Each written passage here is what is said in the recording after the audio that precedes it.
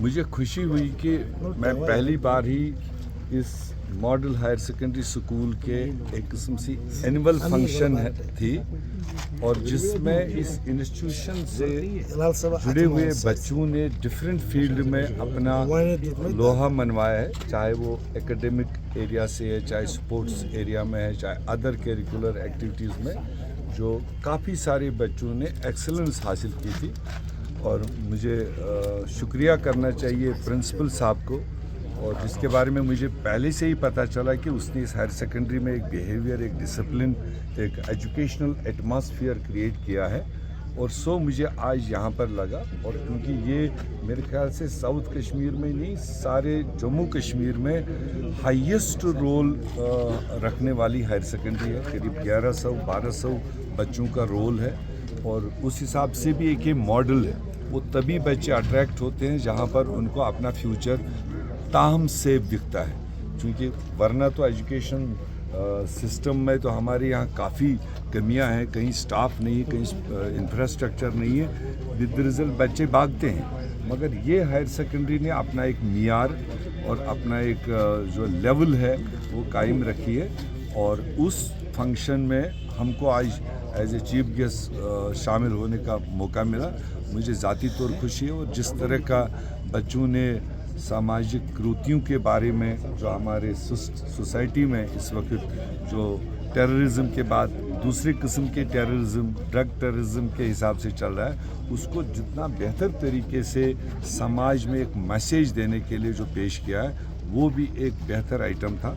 और बाकी सारे स्टाफ, स्टूडेंट्स जो डिसिप्लिन का मुजाहरा किया, वो भी एक शाबाशी की। 5 अगस्त कांग्रेस स्टेट कंटिन्यू एक पिछले 4-5 महीने से कांग्रेस ने जो अपना प्रोग्राम डिज़ाइन किया है, क्योंकि एक कमिटमेंट थी, एक प्रॉमिस था कि पहले डिलिमिटेशन होगा, फिर इलेक्शन होगा, उसके बाद स्टेट को रेस्टोर किया जाएगा। ये देश के हाईएस्ट चेयर का कमिटमेंट था, जिसको प्राइम मिनिस्टर कहते हैं, जिसको पार्लियामेंट कहते हैं, जिसको होम मिनिस्टर कहते हैं, उनकी कमिटमेंट थी। अब 10 महीने गुजरने तक भी अगर कोई उस डायरेक्शन में कोई कदम वो नहीं उठा रहे हैं, तो कांग्रेस पार्टी ने एक अपने तरीके से अपना इंडिपेंडेंट एक लाएअमल तैयार किया है कि हम लोगों की आवाज़ खड़ा करते रहेंगे, 1,40,00,000 लोगों की आवाज़ को बुलंद करेंगे, मरकज़ी सरकार को, वज़ीर आज़म को यादावर देते रहेंगे कि आपने कमिटमेंट की थी। सब कुछ होने के बाद आप स्टेट रेस्टोर नहीं कर रहे हो, पावर्स नहीं दे रहे हो, जिसकी वजह से जम्मू कश्मीर का आवाम सफ़र कर रहा है।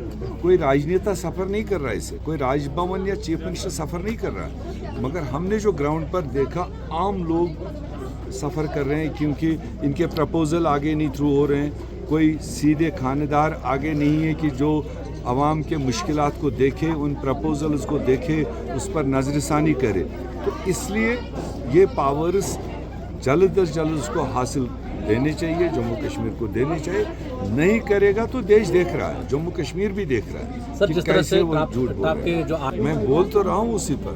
खामोशी तो वो जालिमाना खामोशी है, वो कोई मतलब हमदर्दाना खामोशी नहीं है, खासकर जम्मू कश्मीर के लोगों के साथ। हमने इसीलिए श्रीनगर हो, जम्मू हो, दिल्ली हो, पार्लियामेंट हाउस तक जम्मू कश्मीर के लोगों की आवाज़ को पहुंचाने की कोशिश की, और उस पार्लियामेंट को याद दिलाने की कोशिश की कि जिस पार्लियामेंट से उन्होंने मतलब अनकॉन्स्टिट्यूशनल तरीके से, अनडेमोक्रेटिक तरीके से, जिस तरह से 5 अगस्त 2019 को हमारे इख्तियारात छीने, हमारी स्टेट को डाउनग्रेड किया, पीसेस में उसको तोड़ दिया, हम उनको याद दिलाने गए कि ये आपका इंसाफ जम्मू कश्मीर के लोगों के साथ है।